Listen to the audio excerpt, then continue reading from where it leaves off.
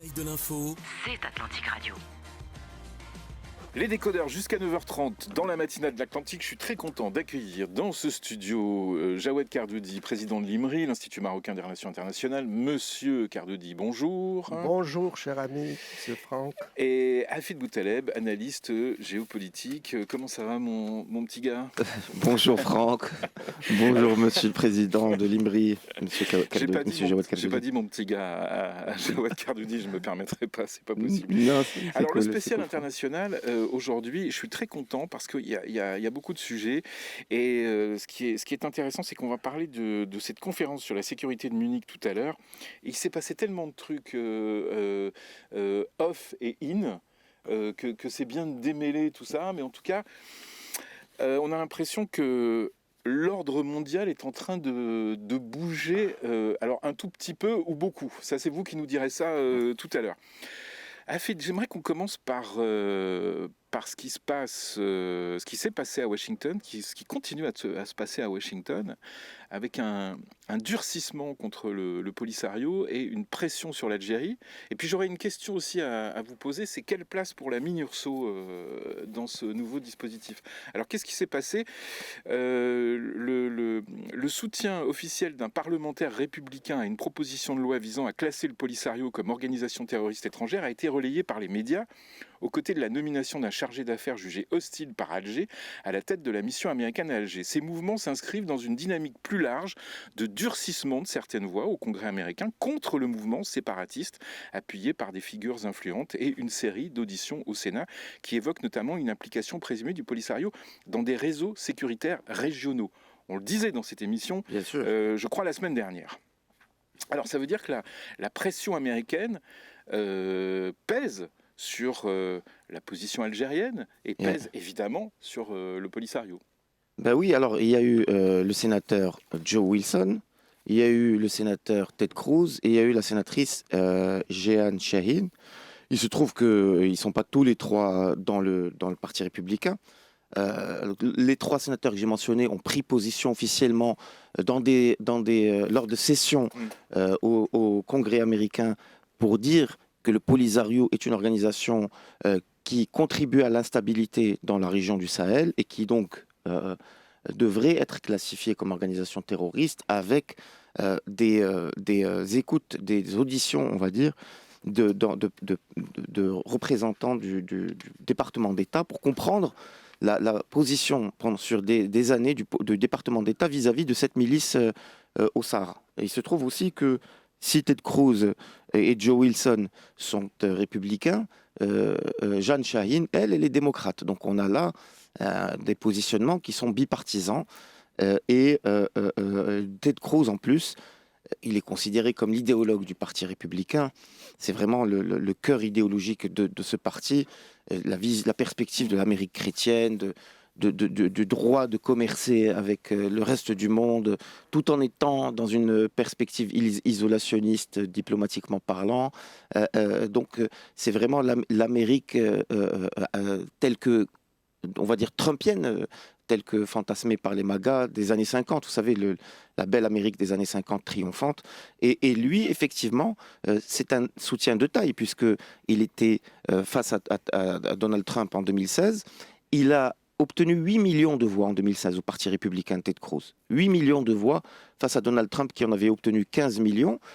Donc c'était le numéro 2 du Parti républicain, ce l'est toujours. Mais qu'est-ce qui se passe? Vous apprenez les chiffres par cœur avant de dormir le soir? Non, mais c'est juste que Ted Cruz pèse au Parti républicain, en tout cas jusqu'en 2016, 8 millions de voix. Donc c'est-à-dire qu'on a là un soutien de poids. Et qu'est-ce qu'il demande? Il demande véritablement à comprendre la position du département d'État dans cette audition, et il conclut par dire, parce que les réponses sont évasives de ses représentants du département d'État, notamment un directeur, James Palladino, du bureau Moyen-Orient, Afrique du Nord, au sein du département d'État. Ted Cruz lui demande, mais est-ce qu'on vous a briefé pour ne pas dire du mal du Polisario? C'est-à-dire qu'il est surpris à quel point ce monsieur du département d'État va défendre une milice dont l'agenda idéologique a été depuis 50 ans celui de l'anti-américanisme. Et donc c'est vrai que ça soulève des interrogations. Comment cette milice peut avoir autant de relais de sympathie à Washington, en dépit de tous les efforts que fait le Royaume du Maroc, qui sont quand même des efforts considérables. Mais de toute manière, ça montre que le dossier du Sahara est sur la bonne voie. C'est pas nouveau, hein, on est sur la bonne voie. Oui, c'est pas nouveau, hein, le Polisario. Bien sûr, parce que mais pourquoi d'ailleurs? Christopher Ross, vous qui avez réponse à tout, pourquoi? John Paul Donne, non, j'ai pas réponse à tout. Ce que je dis, non, c'est que pourquoi? Ben, écoute, c'est parce que il y a ceux aux États-Unis qui pensent qu'il faut la politique de l'équilibre, et donc techniquement, c'est préserver les intérêts des États-Unis au Maroc et en Algérie, donc ne pas trancher vis-à-vis de l'un ou de l'autre. Mais concrètement, ça fait que l'Algérie, elle tient son flanc des alliés, et le Maroc, ses alliés lui demandent, qui font l'équilibriste entre lui et le voisin. Et ça, c'est en défaveur du Maroc. Pour les tenants de cette idéologie-là, notamment, comme je vous ai dit, les grandes figures, c'est John Bolton et Christopher Ross. Est-ce que l'Algérie est toujours dans sa politique du no comment? Mais oui, mais parce qu'ils sont confortés aussi, encore une fois, par une certaine tendance aux États-Unis à les décrire comme étant une partie observatrice, alors qu'en réalité, ils sont la seule partie véritable à ce conflit artificiel. Si l'Algérie, demain, les dirigeants algériens décidaient de cesser tout soutien au Polisario, le dossier est clos définitivement. Et donc, si les arbitres à ce dossier ne prennent pas acte de cette réalité factuelle du terrain, eh bien, on ne va pas vers une résolution. Seulement qu'aujourd'hui, quand même, le dossier est bien sur une bonne voie. On est en train de voir le bout du tunnel, et je pense que le soutien américain est en train de se confirmer de plus en plus. Jawad Kardoudi. Alors, je salue d'abord Hafed, et je rappelle qu'il est administrateur de l'IMRI. Oui, c'est bien, c'est bien. Merci, M. Kardoudi. Vous Alors, avez des cerveaux à l'IMRI. Hein. Concernant cette question très importante pour nous, bien sûr, et vous avez bien fait, Franck, de commencer par cela. Alors, effectivement, il y a eu la réunion de Madrid, et le représentant de Donald Trump, Boulos, essaie de trouver une solution. Alors, moi, je pense, il ménage un petit peu l'Algérie pour deux raisons, à mon avis. D'abord, pour qu'elle ne s'oppose pas à une solution définitive de la question du Sahara marocain, et aussi parce qu'en arrière-plan, et il ne faut pas l'oublier, il y a les intérêts économiques des États-Unis, étant donné que l'Algérie est un grand producteur de pétrole et de gaz. Donc on est dans une situation qui va durer. Hein. Moi, je ne pense pas que ça va être rapide. Hein. Parce que ce qu'ils vont faire maintenant, le Maroc a effectivement actualisé le plan d'autonomie qui fait une 40aine de pages, et donc ça va commencer à discuter article par article. Et donc la stratégie... Ça va être long. La stratégie de nos adversaires, c'est d'obtenir le maximum, et notre stratégie, le Maroc, c'est de donner le minimum. Donc, il faut s'attendre à des négociations qui vont durer très longtemps.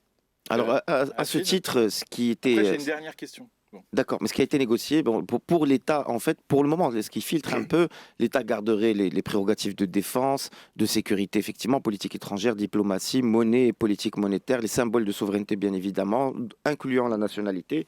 Et l'ordre juridique suprême, c'est-à-dire la Cour suprême à Rabat, resterait partout. Sa compétence territoriale resterait sur tout le territoire du Maroc. Et en face, pour les collectivités territoriales locales, il y aurait l'aménagement des territoires, la planification économique, l'urbanisme, le développement industriel, le tourisme, les gestions des ressources, notamment la pêche, le social, la santé, l'éducation, les infrastructures, notamment infrastructures hydrauliques, l'environnement, et aussi la culture, bien sûr, pour pouvoir préserver aussi les spécificités culturelles locales. Il y a aussi une clause de subsidiarité, c'est-à-dire que pour tout ce qui n'a pas été prévu explicitement par les textes, c'est la compétence nationale qui prime. Ça, c'est l'actualisation de la résolution. Oui. Non, pas de la résolution, du plan d'autonomie. Plutôt du plan d'autonomie. Dernière question, elle va vous paraître peut-être un peu naïve. Le Congrès, les démocrates, les républicains, Ils ont quand même beaucoup de dossiers sur le feu. En plus de l'intérieur des États-Unis, il y a aussi l'Ukraine, il y a aussi l'Iran, il y a aussi les relations avec la Chine, l'Amérique du Sud. Pourquoi, au-delà du pétrole et du gaz, ils s'intéressent autant à cette région, à l'Afrique du Nord? Parce que l'Afrique du Nord, c'est le Sahel, et c'est surtout ça qui les intéresse, c'est cet espace très vaste qui est plutôt assez peu densément, pas clairsemé en termes de population, il y a très peu d'habitants, et qui regorge de ressources naturelles, de minerais stratégiques, de terres rares, et ainsi de suite. Et de terroristes potentiels. Et oui, voilà, exactement, qui a connu l'essor de nébuleuses terroristes depuis à peu près 15 ans, et qui aujourd'hui continue de souffrir de cette instabilité qui transforme le Sahel en poudrière, et qui a permis l'arrivée de puissances comme la Russie et la Chine, qui n'étaient pas des puissances installées dans cette région-là. Et aujourd'hui, les États-Unis pensent que c'est un des moyens, en accompagnant le Maroc sur son plan d'autonomie, d'asseoir une puissance régionale qui est le Maroc sur la région, et surtout préserver la stabilité dans la région. Jawad, pour conclure sur ce sujet, Oui. sur le premier sujet. Alors, effectivement, il y a, comme j'ai dit, les intérêts économiques des États-Unis qu'il ne faut jamais oublier avec le président Donald Trump. Il y a aussi le fait que l'Afrique du Nord a une position stratégique et que, on va en parler tout à l'heure dans la conférence de sécurité, et que le Maroc joue un rôle très important au niveau sécuritaire dans cette région. Et donc, les États-Unis, alliés traditionnels des États-Unis, du Maroc, ne peuvent pas s'occuper activement de ce problème. Dans quelques secondes, Karim Droné. La suite des décodeurs jusqu'à 9h30 dans la matinale d'Atlantic Radio avec Hafid Boutaleb, aujourd'hui analyste géopolitique, et Jawad Kerdoudi, président de l'IMRI, Institut marocain des relations internationales. Le gros dos de ces décodeurs aujourd'hui, c'est la conférence sur la sécurité de Munich. Et puis tout à l'heure, il y aura les débats express. On parlera de la Chine, on parlera de l'Iran, si on a le temps. Si on a le temps. Alors, la conférence sur la sécurité de Munich s'est déroulée ce week-end avec beaucoup de choses. On a été bombardé d'informations sur les médias. Moi, je voudrais que vous nous disiez d'abord, Jawad Kerdoudi, ce que c'est que cette conférence de Munich. Elle existe depuis 1963, c'est ça? Alors, Franck, effectivement, cette conférence a été créée en 1963 par l'éditeur allemand Ewald Heinrich, et on peut considérer que c'est un peu le Davos de la sécurité. Oui. Il y a le Davos de janvier et ça de février. Alors les membres, ce sont les pays de l'OTAN, l'Union européenne et d'autres pays invités. Et je voudrais simplement parler de deux événements importants à mon avis. C'est en 2007 le discours du président Poutine qui était très véhément, où il a critiqué l'hégémonie américaine, le monde unipolaire, l'élargissement de l'OTAN qu'il a considéré comme une provocation. Et il a défendu une vision multipolaire, affirmant que la Russie ne jouera pas un rôle. Alors à ce moment-là, l'Occident n'a pas donné beaucoup d'attention à ce discours. Et en fait, ce discours, c'était un peu le socle de la politique étrangère qui a amené à l'invasion de l'Ukraine en 2022. Alors, il y a eu ça en 2007, et en 2025, le discours du vice-président J.D. Vance, qui a dénoncé le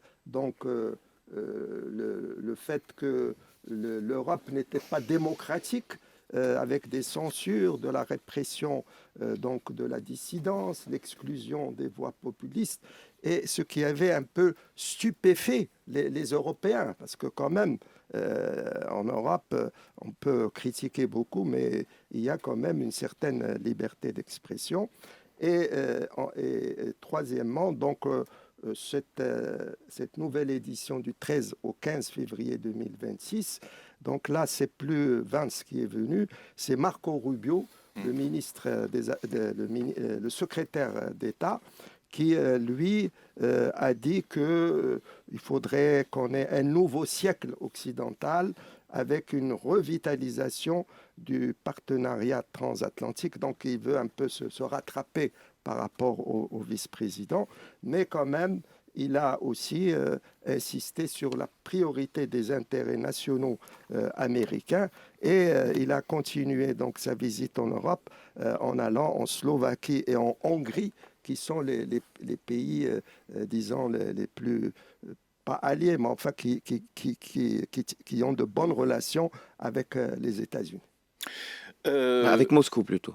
Non, mais Ce que avec vous voulez dire aussi. La Slovaquie et la Hongrie, c'est surtout leur relation avec la Russie. Ils ont de bonnes relations avec les États-Unis. Non, mais C'est on l'a pour vu, cela qu'il est allé les voir. week-end. Voilà, on l'a vu encore ce week-end où Trump a été dithyrambique avec son ami hongrois. Donc, sur ce point de l'OTAN, est-ce que l'OTAN reste le pilier central de la sécurité européenne là en 2026?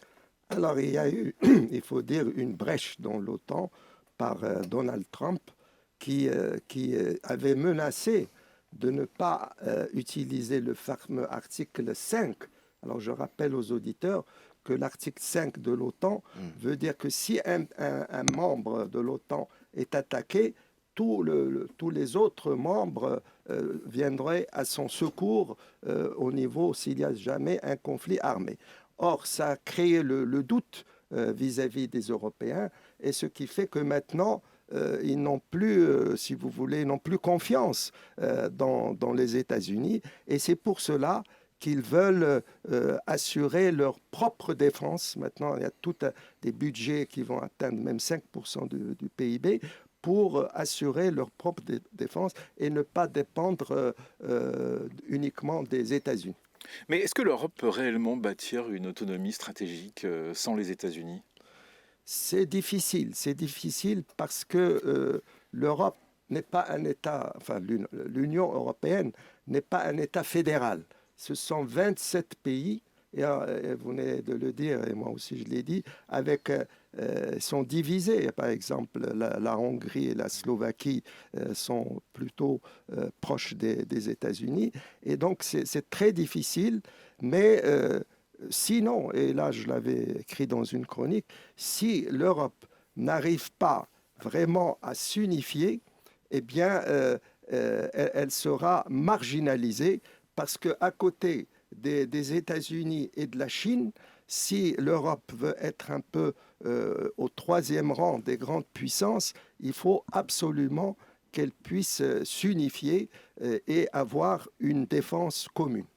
Alors oui, mais ça gronde en coulisses. On voit que ce matin, l'Allemagne râle contre la France. Le chancelier dit que la France ne paye pas beaucoup, donne pas assez d'argent, que c'est bien beau de faire des grandes déclarations, mais qu'on a du mal à construire tout ça. L'OTAN, c'est pas nouveau. De Gaulle, en 1966, disait « ça sert à rien ce truc ». Non, alors De Gaulle est un visionnaire, il faut le dire. C'est lui qui a créé donc le nucléaire en France. Et la France est actuellement très contente d'avoir...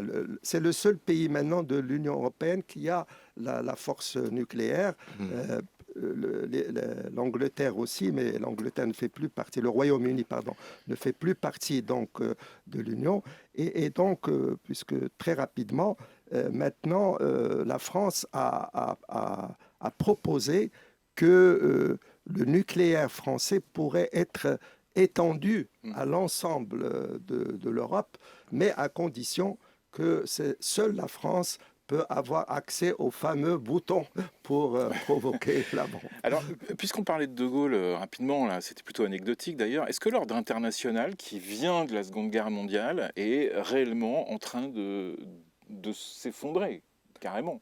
Ah oui, alors l'ordre international, effectivement, il faut le dire, c'est avec la présidence de Donald Trump qui a bouleversé, si vous voulez, les relations traditionnelles entre l'Europe et les États-Unis. Et donc, et puis il y a une multiplicité de conflits armés partout dans le monde. Et aussi, et j'ai beaucoup insisté là-dessus sur ce plateau, le fait que l'ONU a été vidée de tous ses pouvoirs. Et lorsque Marco Rubio a dit mais l'ONU est impuissante, elle fait rien, ben Monsieur Marco Rubio, elle fait rien parce que vous, les États-Unis et les 5 membres permanents du Conseil de sécurité, vous avez vidé l'ONU de tous ses pouvoirs. Et donc, c'est pas quelque chose qui vient de l'ONU, ça vient uniquement principalement des membres du Conseil permanent du Conseil de sécurité. Hafid, là-dessus c'est pas je que sais Donald que c'est Trump, un sujet que vous aimez bien, cette modification de l'ordre mondial. qui est en cours. Oui, qui est en De toute façon, cours. qui est inéluctable. C'était naïf de croire qu'on a tout fixé en 1945, un peu comme une réunion de syndic, et qu'après, pendant des siècles, ça va continuer comme ça. C'est pas possible. C'est les êtres humains, et ils trouveront toujours des leviers pour contourner. Effectivement, il y a l'hubris de la puissance, mais le premier à avoir porté véritablement un coup de poignard à tout ça, c'est George Bush, fils, qui a envahi quand même. Je pense que ça, c'était l'erreur, en tout cas l'erreur. C'était ce qui a permis ensuite à Vladimir Poutine de fouler aux pieds les conventions multilatérales internationales. C'est parce que c'est Bush qui a commencé. Il a envahi l'Irak sans l'aval des Nations Unies en 2003. Je crois que là-dessus, les conséquences sont gigantesques. Et l'histoire retiendra que c'est à cause de George Bush fils que les premiers coups de poignard contre l'ordre international ont commencé à se faire. Et ensuite, les Russes ont continué, et d'autres pays ont aussi eu le même manque de respect pour justement cette construction multilatérale internationale, ce qui fait qu'aujourd'hui, nous sommes dans une recomposition internationale. Et qui sait ce qui pourrait sortir de cette recomposition, parce que quand même, en 1945, il y avait eu un équilibre des puissances. Est-ce que là, on va pas vers plutôt un déséquilibre qui s'inscrirait sur le long terme et qui pourrait aboutir sur une grande guerre internationale comme ce qu'on a connu avant dans le passé? Ça serait désastreux, parce qu'aujourd'hui, et ça tout le monde le sait, il y a le nucléaire. S'il y a une confrontation planétaire, ça risque vraiment de remettre en cause complètement les acquis de l'humanité en termes de confort, en termes de relations internationales, et ainsi de suite. On pourrait, dans le cas de ce qu'on appelle l'hiver nucléaire, et l'unique rempart contre ça, parce qu'il faut rappeler qu'il y a 12 000 têtes nucléaires sur Terre, l'unique rempart, c'est véritablement, ce sont les institutions multilatérales. Maintenant, est-ce qu'on va tout mettre sur le dos de Trump et casser du sucre sur le dos de Trump? Ça serait... Je sais que M. Kavdodi n'a pas Trump à la bonne, comme on dit. Mais c'est trop facile de tout... Il préfère Wang Yi. C'est trop facile de tout mettre sur le dos de Donald Trump. Sur cette idée de renforcer le multilatéralisme... Mais oui, c'est la seule garantie de paix mondiale. C'était le discours de la Chine aussi pendant cette conférence de Munich. On a beaucoup parlé de l'Europe, on a beaucoup parlé des États-Unis, mais qu'en est-il justement des positions de la Chine et de ce qu'on appelle le Sud global? Alors, merci Franck de poser cette question, parce que la Chine était représentée donc, dans cette conférence par son ministre des Affaires étrangères, et j'ai bien aimé son analyse. Il dit que la gouvernance mondiale doit être améliorée grâce à une réforme profonde.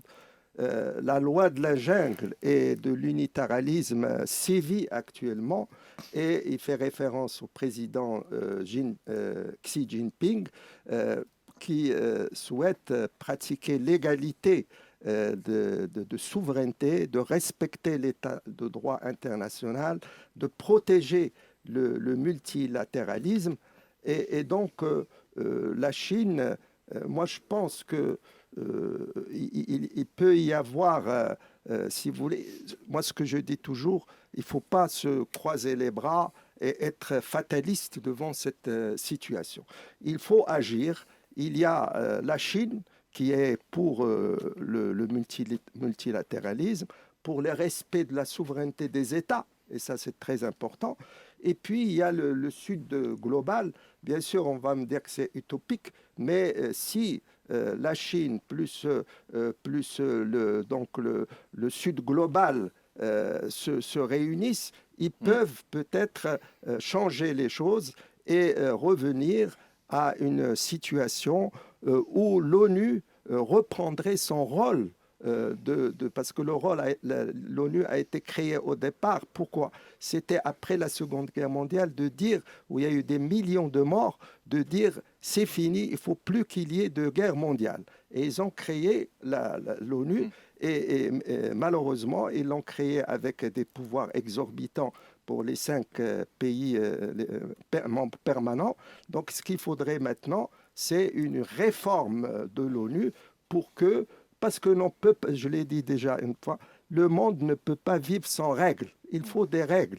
Et s'il n'y a pas de règles, c'est la jungle, c'est le plus fort qui impose sa loi et c'est les plus forts qui attaquent les plus faibles pour leur prendre leur territoire. Alors évidemment, pendant cette conférence de Munich, il y avait une espèce de fil rouge en off et en in, c'est l'Ukraine. Est-ce que la question qu'on peut se poser, parce qu'ils ont dû forcément se la poser, c'est est-ce que l'Europe est prête politiquement à intégrer, financièrement aussi à intégrer l'Ukraine d'ici 2027, l'UE? Alors l'Ukraine, Zelensky était présent et je précise que la Russie n'a plus été invitée à cette conférence de Munich depuis 2022, depuis qu'elle a envahi alors l'Ukraine, l'Europe a affirmé son soutien continu à l'Ukraine et effectivement, ils ont continué après que les États-Unis ont cessé d'envoyer des armes et des finances. Donc l'Europe a continué, mais surtout, ce que demande Zelensky, c'est des garanties de sécurité. Ça, c'est très important. C'est-à-dire, il veut que l'Europe et les États-Unis puissent garantir la sécurité, même après un accord de paix, parce qu'ils ont peur que dans quelques années, la Russie revienne. Bien sûr. Voilà. Donc pour l'Ukraine... Donc peut-être l'intégration dans l'Union européenne et puis voilà. Une protection. Alors, il a demandé quelque chose de précis. Voilà. Il a demandé à ce que l'Ukraine puisse intégrer l'Union européenne en 2027, c'est-à-dire l'année prochaine, Exactement. parce qu'il a peur que la Russie puisse entraver cette intégration. Écoutez, on va continuer. Oui, Hafid, juste il y a l'article 47 de l'Union des statuts de l'Union européenne qui permet aux États, qui est l'équivalent de l'article 5 pour l'OTAN, qui permet aux États membres de l'Union européenne de se solidariser avec un pays agressé. Et ça ferait revenir un peu les choses à la case départ. Mais je pense que là-dessus, les Russes n'auraient pas vraiment de souci à déléguer, à laisser l'Ukraine intégrer l'Union européenne. Je pense que ça figure dans les négociations. On revient sur ce sujet juste après les informations. Il est presque 9h.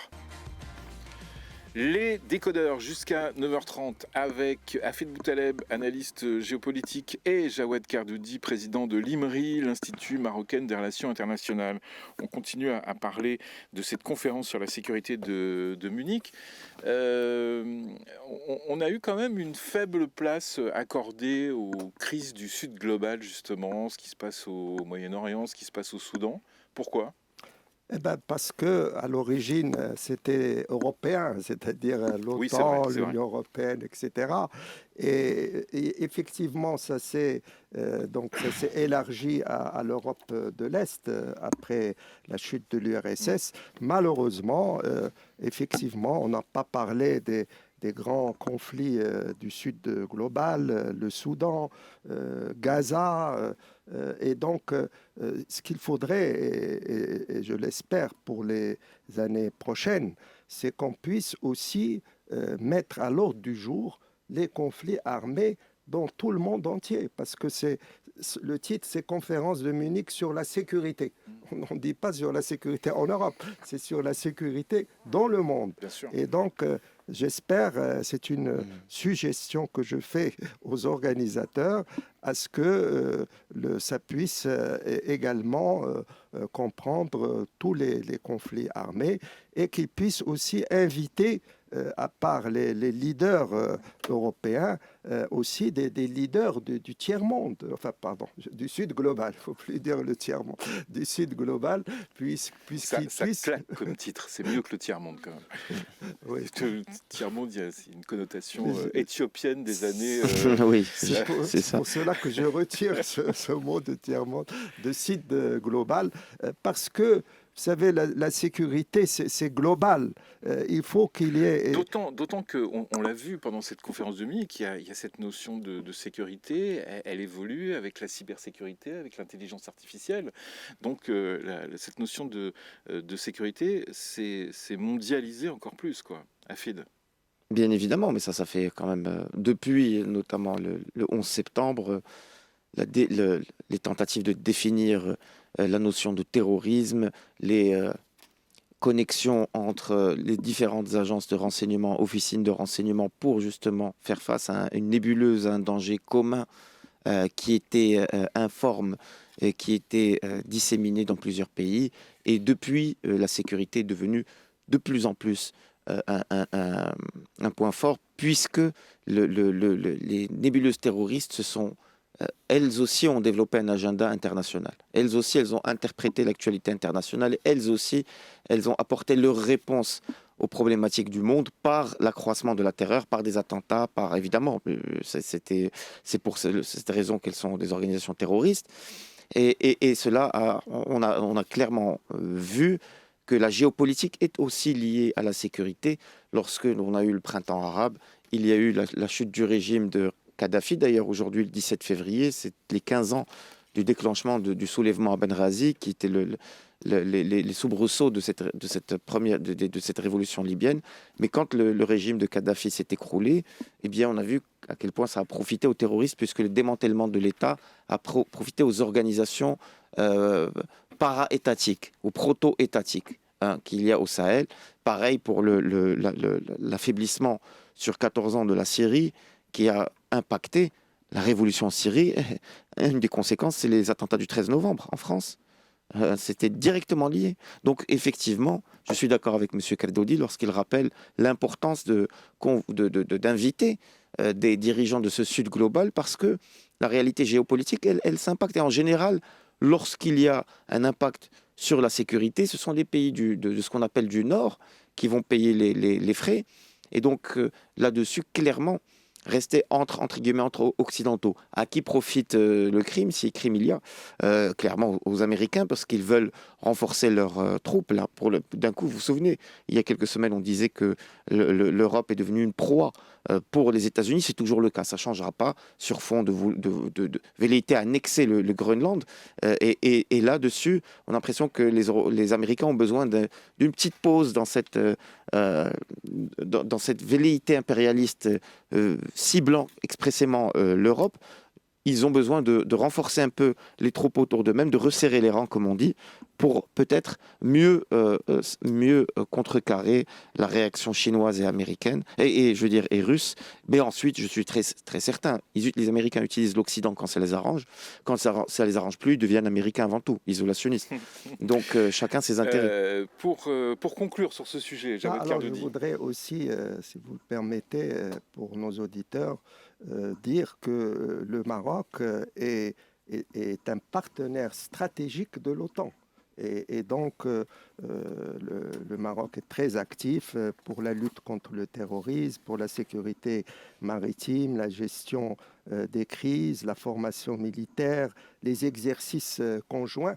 Donc c'est pour cela que, et vous avez bien fait de porter ce thème au décodeur, c'est un thème qui intéresse notre pays, le Maroc, qui donc est très actif dans ses relations avec l'OTAN. On passe aux autres sujets. On a beaucoup d'autres sujets. J'espère qu'on va avoir le temps. 9h15 et on fait une pause. Débat Express. Les débats express, on va commencer par l'Iran. Qu'est-ce que vous en pensez? Parce qu'en ce moment même, en Suisse, à Genève, se déroulent de nouvelles rencontres. Qui semblent un peu plus ouvertes que les dernières. Le porte-parole du ministère iranien des Affaires étrangères a dit « Nous pouvons prudemment conclure que la position américaine sur la question nucléaire iranienne est devenue plus réaliste ». Ça veut dire quoi, à votre avis ? Nucléaire civil, mais ils ne laisseront jamais le nucléaire militaire, faut pas rêver. Mais c'est vrai, oui, bon, peut-être les Américains cherchent à apaiser sur le front du Moyen-Orient parce que Trump n'a pas envie de passer tout son mandat à appliquer l'agenda de Netanyahou dans la région. Il a son agenda à lui, celui de Donald Trump, l'agenda des MAGA. Il avait promis qu'il n'irait pas dans ce qu'on appelle les Forever Wars, les guerres de toujours. Il a déjà débordé un peu sur le Venezuela, mais ça s'est très bien passé, il n'y a pas eu de morts ou très peu.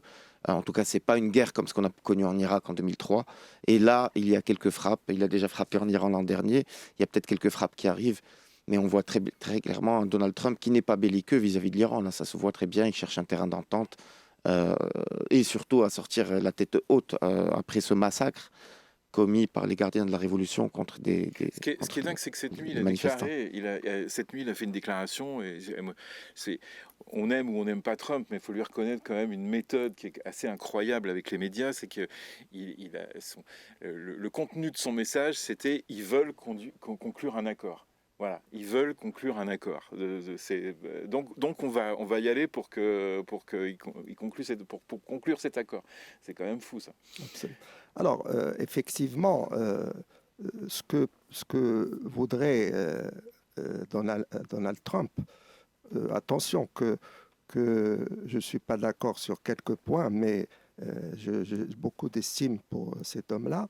Et donc, pour lui, l'idéal, c'est qu'il obtient ce qu'il veut, c'est-à-dire en fait que l'Iran renonce au nucléaire militaire. C'est ça le point le plus important. Et s'il arrive à cela, à ce moment-là, il peut dire, eh bien, c'est une nouvelle victoire, j'ai obtenu cette victoire sans utiliser les armes, et à ce moment-là, il va demander à son armada de se retirer.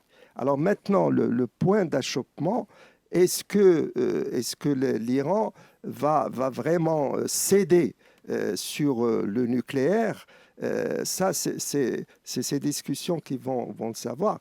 Parce que ce que je crains aussi, c'est que si il n'obtient pas un résultat concret dans les négociations, qu'il soit amené à attaquer l'Iran, parce que les gens ne comprendraient pas avec ces deux armadas. Maintenant, il y a un deuxième qui va arriver. Il a parlé de conséquences traumatisantes pour l'Iran. Donc, il sera, j'espère pour la paix et pour que maintenant, il y a toujours le problème du régime iranien, que moi, je suis absolument contre ce régime, je tiens à le dire.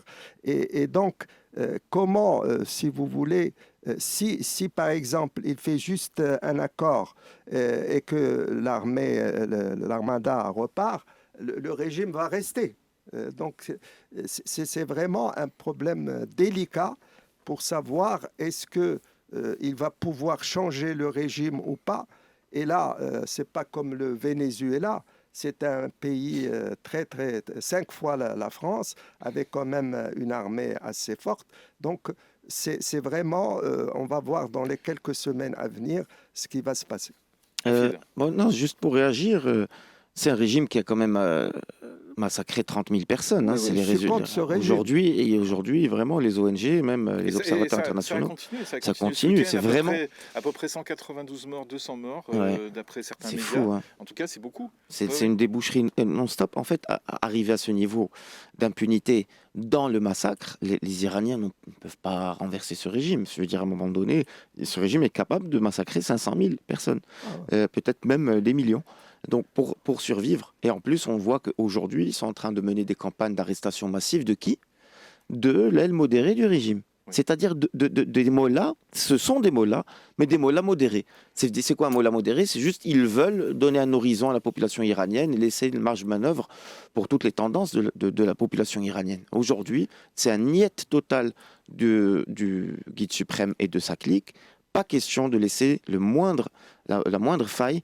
Ils continueront à tenir le pays. On va vers une talibanisation de l'Iran, c'est-à-dire radicalisation extrême, fermeture au reste du monde et posture hostile vis-à-vis de l'opposition intérieure et extérieure. Alors sur l'Iran, il y a une info quand même, je vous la livre comme ça, brute, hein. Après vous allez la commenter ou pas. Donc ce week-end, les protestations ont repris et il y a plusieurs médias qui ont dit par exemple que il y a des gens maintenant qui ne sortent plus dans la rue mais qui crient derrière les volets. Hein, qui crient derrière les volets, c'est-à-dire qu'ils ne sortent pas mais qui crient. Et chez eux, voilà. Et ce qui est assez intéressant, c'est que certains Iraniens criaient « Vive le Shah !» ce week-end, et on a vu réapparaître le nom de Reza Pahlavi dans d'autres manifestations qui ont eu lieu. Alors, on prend évidemment toutes les pincettes possibles pour ces informations, notamment parce qu'elles viennent de certains sites israéliens. Mais qu'est-ce que vous en pensez ? Alors, ça serait je dis bien au conditionnel, ça pourrait être une solution, mais,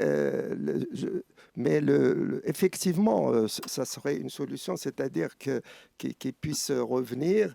Lui, il dit en tout cas qu'il veut juste assurer la transition, c'est-à-dire faire des élections avec un gouvernement. Il ne veut pas réinstaller, bien sûr, la dynastie des Pahlavi.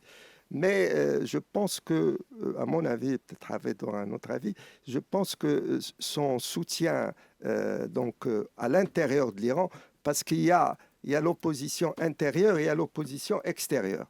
Et il faut bien préciser les choses. En ce qui concerne l'opposition intérieure, je pense que ceux qui soutiennent le Reza Pahlavi, c'est quand même une minorité, à mon avis. Et donc, on va voir ce qui va se passer pour le futur. Hafid ? On n'a pas moyen de mesurer en fait la popularité de Reza Pahlavi. Et en même temps, cette population, elle est quand même dans le noir là. Donc, voilà. Et elle n'a pas de leader. Non, elle n'a pas de leader et ce sont des manifestations qui ont lieu sur plusieurs centaines de localités pour des raisons économiques, et au vu de la répression, elles ont évolué lentement en devenant politiques, éminemment politiques, mais ça ne veut pas dire qu'elles se sont organisées, qu'elles ont un leader ou un mot d'ordre. Il n'y a pas. Le seul mot d'ordre qui se dégagerait, c'est qu'ils en ont marre un peu de cette situation, de cette répression, de ce combo un peu, pauvreté, répression extrême. Combo. Voilà, exactement, et c'est ça. Et radicalisation de la société, notamment dans les zones rurales. Et c'est vrai qu'il y a plusieurs oppositions. L'opposition issue des exilés de 1979, bien sûr, est très proche de l'héritier du Shah, donc Reza Pahlavi. L'opposition qui est venue après, en réaction aux exactions et à la dictature des mollahs, c'est les années 80-90, qui a été aussi issue d'une immigration économique. Ceux-là, ils sont très distants vis-à-vis de Reza Pahlavi. Et à l'intérieur, on n'a aucun moyen de mesurer vraiment l'assise de Reza Pahlavi. Chine, un cadeau pour le nouvel an chinois de la part de Xi Jinping qui va suspendre les droits de douane pour les importations en provenance de 53 pays africains à partir du 1er mai. Alors bon, les exportations et les importations, la balance, elle est évidemment en faveur de la Chine, bien évidemment. Je crois qu'il y a 100 millions de dollars à peu près de différence. Mais ça veut dire quoi, cette décision à qui ça va profiter, en fait, ces droits de douane supprimés? D'abord, Franck, il faut saluer cette stratégie chinoise qui... lentement, progressivement, silencieusement, est en train, si vous voulez, d'imprégner, en tout cas, le sud occidental. Et cette mesure que vous avez annoncée du président Xi Jinping, elle est d'abord symbolique. C'est-à-dire, la Chine dit au sud global, je suis avec vous, je prends des mesures concrètes pour vous. Maintenant, effectivement, comme vous l'avez dit, les exportations du Sud global sur la Chine, c'est pas grand-chose. Mais je pense que ça aura un impact et que les pays du Sud global vont être contents. C'est 225 milliards US du côté de la Chine, 123 du côté de toute l'Afrique. En fait. C'est ça. Mais c'est une mesure symbolique et c'est important. Et la Chine profite, il faut le dire, de la politique actuelle de Donald Trump en se disant, moi, attention, je ne suis pas comme lui, nous, on est pour le multilatéralisme, nous, on est pour l'état de droit, nous, on est pour le respect du droit international. Donc, il profite de cette situation et je pense que l'influence de la Chine va devenir de plus en plus grande dans le Sud global et notamment en Afrique. Le cheval ? Oui, c'est l'année du cheval du nouvel an chinois, donc du zodiaque chinois.